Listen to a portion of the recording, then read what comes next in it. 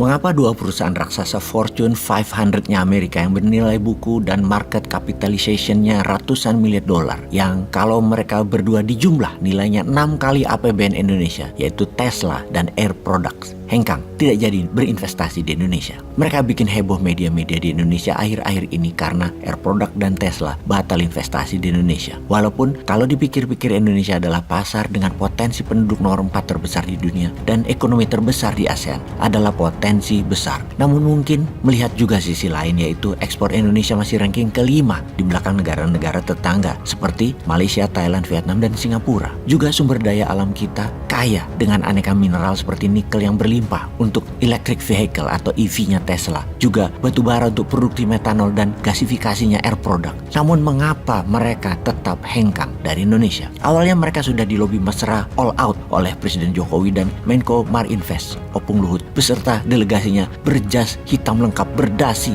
ke headquartersnya Tesla di Texas dan California. Mereka disambut santai oleh Elon Musk dengan berkaos oblong sambil mencicipi permen kopiko. Demikian juga CEO Air Products, Seifi Ghasemi, eksekutif kondang warga negara Amerika keturunan Iran atau Persia, lulusan Stanford University, sempat diundang khusus Presiden Jokowi ke istana bertemu tim Bahlil. Beliau konon sudah berkomitmen berinvestasi 2 miliar dolar JV joint venture dengan PT Kaltim Primakul KPC memproduksi metanol. Bahkan Seifi pun turut hadir di groundbreaking proyek di Bengalon, Kutai Timur, Kalimantan Timur. Jadi mengapa mereka tidak jadi investasi di Indonesia?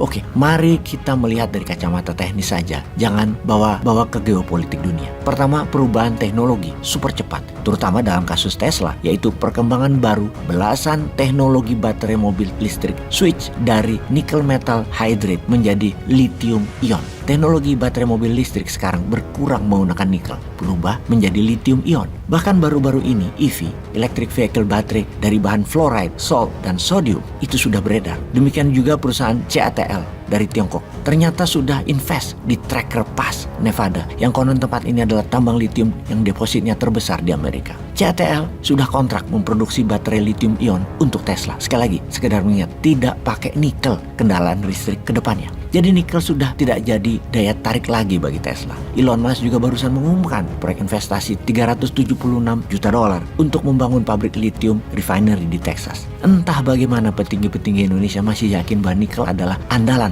baterai mobil listrik. Bahkan di media berkali-kali dikampanyekan, kita ketiban durian runtuh akan baterai dunia kendaraan listrik. Agaknya duriannya menimpa kepala jatuhnya, bukan ke tanah. Faktanya, ain't no more Jose, EV tech change too fast. Kini, baterai lithium ion lagi in high demand. Data lapangan terakhir, Tesla, Ford, BMW Neo, dan Hyundai, dan lain sebagainya, sudah meninggalkan nickel metal hydride battery dan sudah fokus di lithium dan zodium yang lebih efisien, environmental friendly, dan murah dengan charging speed lebih cepat dan longer range lebih jauh. Sayang Indonesia masih ngotot nikel. Pokoknya EV, electric vehicle, harus pakai nikel.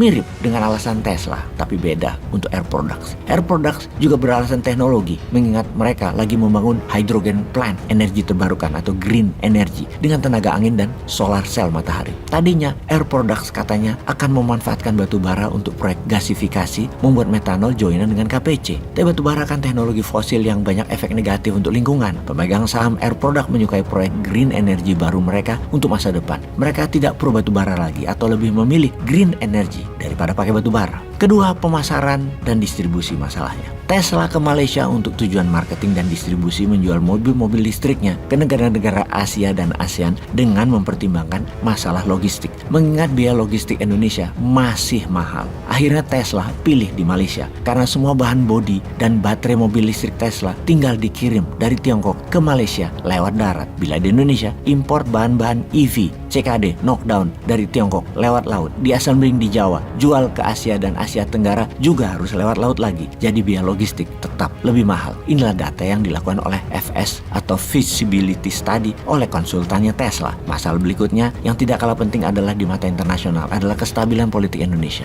Lalu faktor ekonomi, masalah sumber daya manusia, sehingga mereka memutuskan batal investasi di Indonesia. Jadi kedepannya Indonesia harus bagaimana? Pastikan kalau mau mendapatkan investasi asing yang menguntungkan, jangan lupa kita juga perlu menyiapkan feasibility study untuk melobi para investor.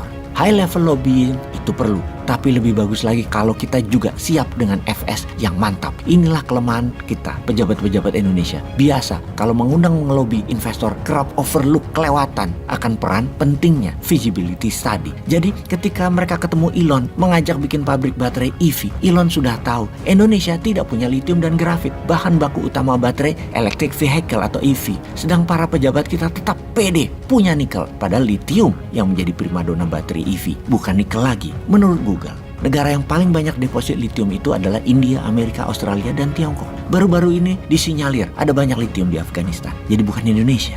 Peace.